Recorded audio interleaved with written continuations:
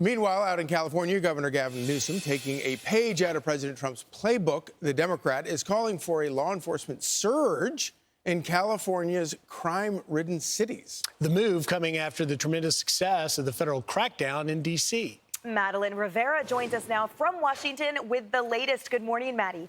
Good morning. So California Governor Gavin Newsom was pressed on whether his most recent efforts to fight crime contradict his criticism of President Trump's troop deployments. Newsom pushed back, saying California is working with local law police to bring crime down. He's deploying what he calls crime suppression teams from California Highway Patrol in areas where high crime is an issue, like San Diego, LA, and the San Francisco Bay Area. Newsom says they're building on an effort that actually began last year in Bakersfield, San Bernardino, and Oakland. Newsom adding, while the Trump administration undermines cities, California is partnering with them and delivering real results. With these new deployments, we're doubling down on these partnerships to build on progress and keep driving crime down. Democratic governors have a new statement regarding the president's suggestion that he might deploy the National Guard in other cities, saying in part doing so without the request and consent of that state's governor is an alarming abuse of power, ineffective, and undermines the mission of our service members. This chaotic federal interference in our state's National Guard must come to an end. So the White House is touting new figures in D.C. since their efforts to crack down on crime in the nation's capital began. They say there have been nearly 1,300 arrests since August 7th. Of those, 9 were known gang members, 5 missing children have been rescued, and more than 130 guns have been seized. They also say 50 homeless encampments have been cleared. Guys, back to you. Maddie, Thanks, Maddie. Thanks, Maddie. You know, it really is amazing.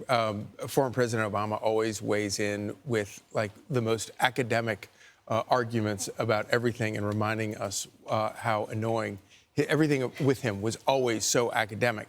The idea that Gavin Newsom is suddenly now trying to mimic Trump and sending a surge into these cities. This guy has been in government for 20 years as governor for the past 5 years. And the idea that he's only now sort of getting serious about the problem that Republicans, but specifically Donald Trump, has been talking about for decades is kind of astonishing. And I have to say, as the resident Californian, the California correspondent here, I suffered under him as mayor of my city when I lived in San Francisco, there as governor in California. And you are right that the ineptitude, the ineffectiveness for so many years, these towns have languished. I was born in Oakland. I am from the Bay Area.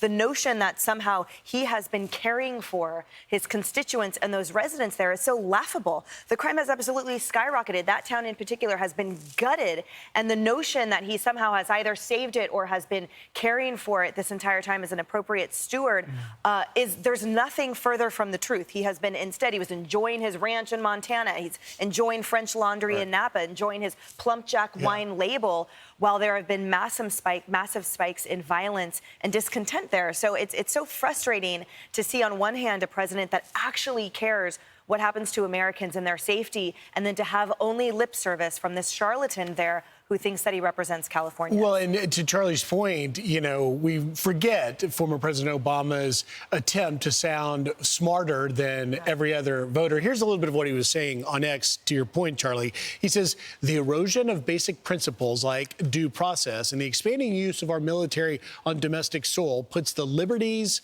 of all Americans at risk and should concern Democrats and Republicans alike.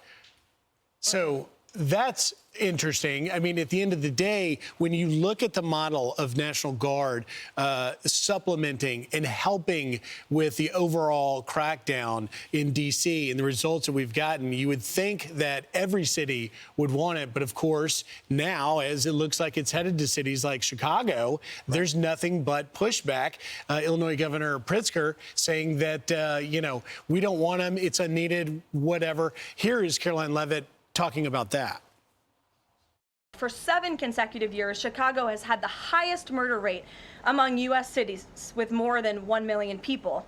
In 2024, just last year, Chicago's murder rate per capita was 3 times higher than Los Angeles and nearly 5 times higher than New York City. That's more than double the murder rate in Islamabad and nearly 15 times more than Delhi. Out of Chicago's 147,899 reported crimes this year, that's how many crimes have been reported in Chicago since January 1st. There have only been arrests in 16 15% of them. These numbers are unacceptable. And Chicago has also, just like DC, come under scrutiny over discrepancies in its homicide data reporting. So as bad as these numbers are, perhaps they are even worse. And this is Governor Pritzker's legacy. He should put politics aside. He should pick up the phone and call this president, who would be more than happy to do right by law-abiding American residents in the city of Chicago, and we hope that he will. Although I don't think that's going to happen. Here you go. Illinois Governor Pritzker, former President Obama are going to try and resist this. We've got Tom Homan coming up, and I'm excited about this interview because he has been at the tip of the spear on this crackdown, and who knows, for all we know, there could be a plan in action as soon as today to go into Chicago. That's right. I'm Steve Doocy. I'm Brian Kilmeade. And I'm Ainsley Earhart. And click here to subscribe to the Fox News YouTube page to catch our hottest interviews and most compelling analysis.